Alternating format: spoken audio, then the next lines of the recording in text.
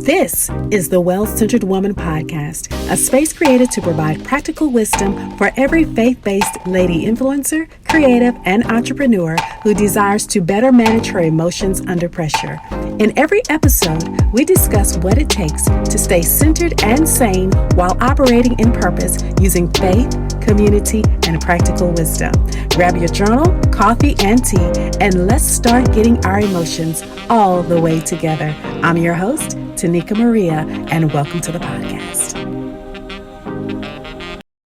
Greetings, beautiful people. Tanika Maria here. Okay, so on the last episode, we talked about the signs that you, my love, may not be as ready for a relationship as you may think you are. So on today's episode, we are going to be giving you some tips, or rather, I am going to be giving you some tips on how to discern whether or not that new boo or that current situationship or relationship you are in is really available for the kingdom purpose partner type of relationship that you deeply want and that you deserve.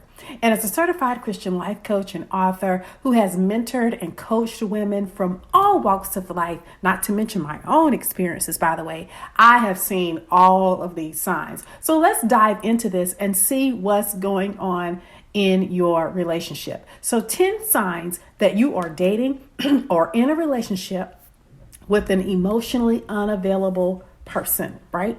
So number one, and this is going to be quick. This is short and brief today. Number one, the person is sexually fast. Let's just go ahead and put this on the table right now. Be very aware of a person, especially if you're a woman of faith, an influencer, a woman that's really desiring in her heart to honor the biblical courtship, abstaining from sexual relationships.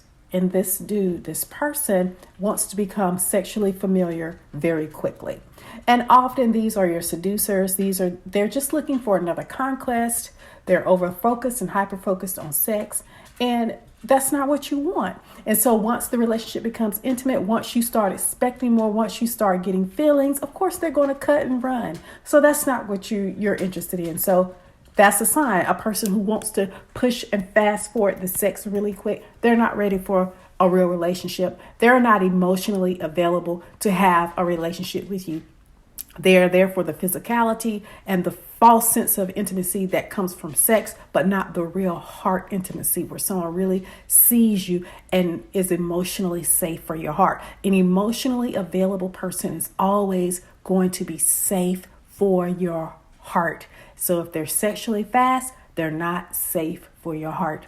Number two, look out for the charmer. Look out for the charmer and the love bomber. This can get into some of the narcissistic relationships or some of the patterns of a narcissist that come on real hot and heavy and strong on you like a rash, honey. Now that sounds crass, but at any rate, they're coming on really strong, laying it on thick, all of this flattery, all of this complimenting, putting you way up high on a pedestal. And they don't know you well enough to be putting you on a pedestal. That should be a red flag. Often these people, these individuals, they know how to do charming as opposed to really being charming from a sincere place. And so this type of person, they're really adept and very smooth and very suave at communicating and appearing enthusiastic and just so taken by you. And you just all of this in a bag of chips. And they're they're bombing you. They're just giving you all this attention. Oh, baby, you're so beautiful. And it's a well-rehearsed act. They know what they're doing. And so the focus here is on short-term intimacy. They appear to be open, revealing, and vulnerable, like they're so ready. But let's go back. They're just in for the chase. And the minute there's a flaw, the minute you start getting feelings, the minute it starts going a little bit further, they get you to a certain point and the whole thing begins to shake. Proverbs 29:5. A man who flatters his neighbor spreads a net for his feet. So beware of the person that's coming on flattery. That's really flattery, really complimentary. You don't even know them. They don't even know you. They've only met you a week and they got all this to say about you. Just be careful. So we said number one, sexually fast. Number two, the charmer and the love bomber.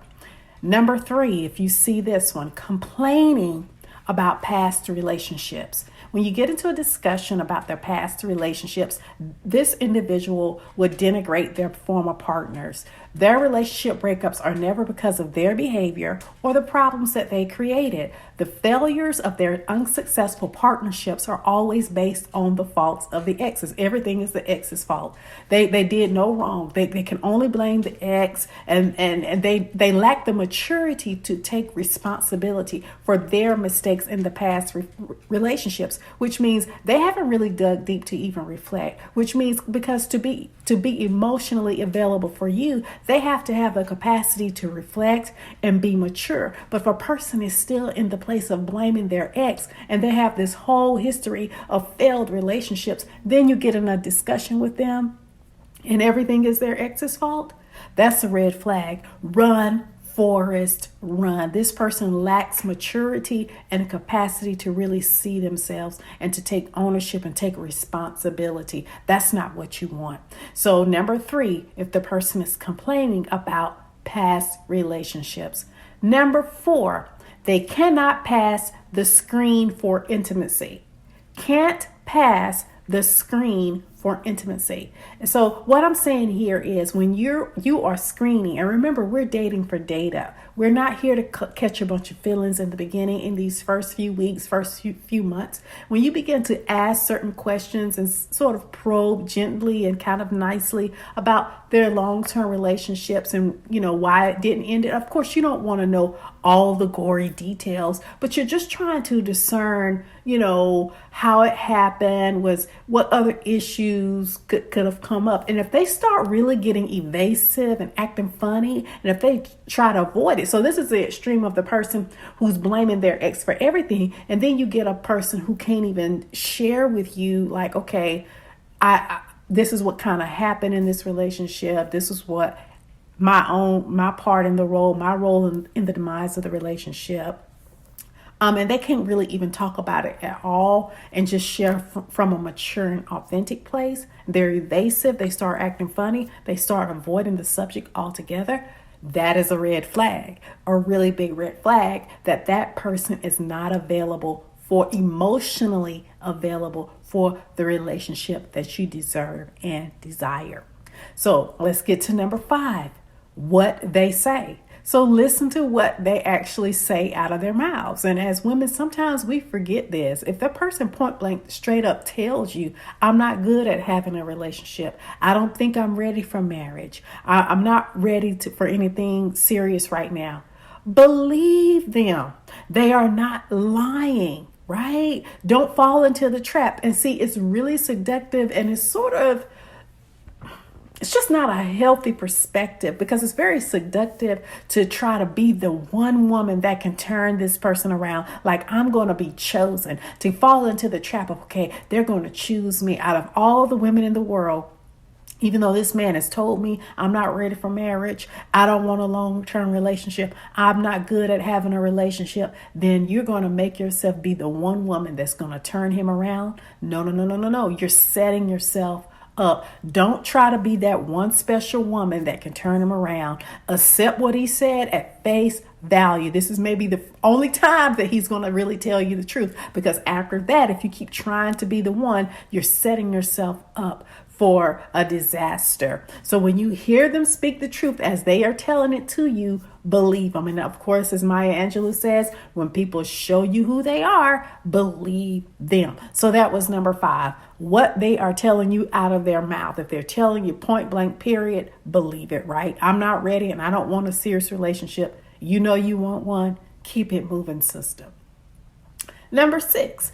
How they treat others, especially when we're out and about in public, how they're treating waitresses, how they're treating people. If they're kind of rude and argumentative and fussy, notice that. This is a signal. This is what has happened to me, and this is a red flag that I definitely have overlooked. I have overlooked, honestly, number 2, the real charmer. Person that came on hot and heavy and quick, had me on a pedestal. I fell for that one. And this is another one that slipped by me.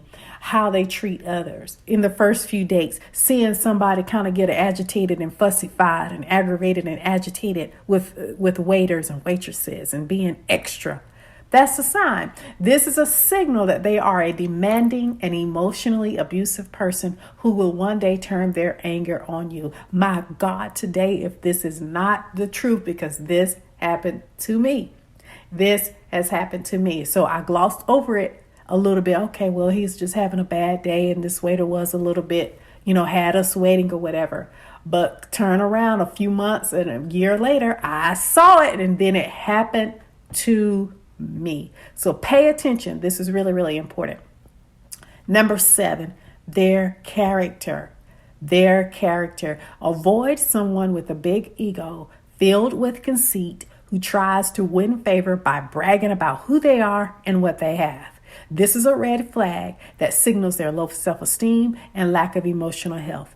An emotionally healthy person who's done some level of personal development, who's walking with God, they're going to therapy, they're reading, they're in community. They're not going to have to be all braggadocious and be all putting their pumped up and conceited and stuff. They're going to be quietly confident. And it's that quiet confidence that lets you know they can be intimate, they can be committed, even if they have issues and flaws. At least they have that baseline confidence and self-esteem where they don't have to be all big in their ego and extra and trying and bragging and showing off. Avoid that. That's a sign of somebody that's emotionally immature and has character issues. Number 8, self-centered behavior. Be aware of somebody. This is sign number 8. Be aware of someone who operates the relationship as if it should revolve around them. This is a very selfish person. And so this is the one that's going to set the agenda and the tone of the relationship. They're going to control it, and they won't be inconvenienced by having to modify their routine or any plans. And so this type of emotionally unavailable person is likely commitment phobic and not relationship oriented. They are inflexible and they don't want to compromise. They don't want to compromise and they don't want to be inconvenienced, and it's all about them. That person will not make a good partner in the long run. That is not an emotionally available person. And real love is sacrificial. Real love looks to meet the needs of the other. It's a mutual thing where we're mutually meeting each other's needs. And if you got a person that is all about them, run for the hills. Run, Forrest, run. Number 9, elusive conduct. This is cat and mouse and games. This is here today and gone today. This is a person that blows up your phone and then you go out with them or you have a good time and you're feeling connected and then they go ghost on you. We don't have time for Casper the Friendly Ghost. You're a woman of influence. You're a professional. You're a mature woman. You're a woman of faith. You're influencing. You're making things happen. You do not have time to be wasting your time with Casper the Friendly Ghost. This is the person that only seems to be available when it's convenient for them. Then when you want to make more time, they got a lot of excuses. Then they won't return calls and text messages. After you have a nice time and you have conversations, and this is the situation where, you really feel like things are going in the right direction, and then you can go all day and they don't call and 2 or 3 days and you don't hear from them. You don't have time for that. No, sir. No, ma'am. You gots to go. You gots to go, because their actions are incongruent with their words. And so they can say, I love you, but their actions don't align. They can say they want you, but their actions are showing something different. This is a sign that they are really emotionally unavailable. Their mouth says one thing, but their actions are unloving. Run, Forrest, run. And lastly, number 10. And honestly, I've had 9. I've had 8 in my situation. Some of 7. Actually, I've seen it all. I tell you. Let me just be honest. So let's get to number 10, right? And I want you to let me know in the review. Send me an email and just let me know what you're thinking about this. If you notice that the person you're dating exhibits any of these signs, don't waste your time trying to convert them, trying to change them. Just accept that they are not a fit for you. Actually, this isn't number 10. This is just kind of a summary, actually. So it was 9. 9. So don't just accept them that they are not a fit for you. And this is going to take discipline on your part, especially and inner healing, because if you're wanting that attention and that validation, then you may be tempted to settle. You may be tempted to give it a little bit more time to see where it's going to go. It's not going anywhere. It's going straight to the ditch and down the cliff.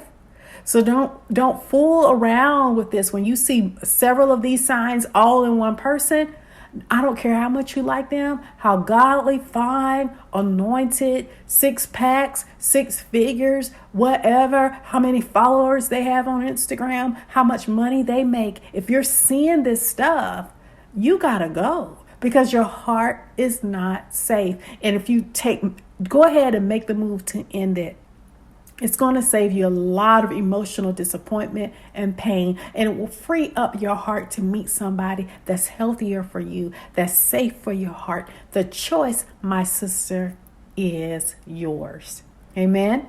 So that is all, beautiful ones. Now, again, if you see that your new interest or your current situationship or relationship has some of these signs, I believe you have a dead end and we need to have a little chat. So I definitely encourage you to click the link in my show notes so that you can grab the Romantic Relationship PowerPack, which is here in my show notes. Click the link, and it not only includes 6 hours of digital training, but also a mini session with me. So if you're in limbo land with a man, displaying these signs, we need to be on the phone now. So definitely check it out. And before we end this, let me know your thoughts and takeaways by leaving a review, sending me an email, or DMing me on Instagram at Get Real Be Healed. And if you haven't done so, subscribe to the podcast, share with your friends, and follow me on YouTube and Instagram. And as always, blessings and abundance to you, and I will talk to you soon. Take care.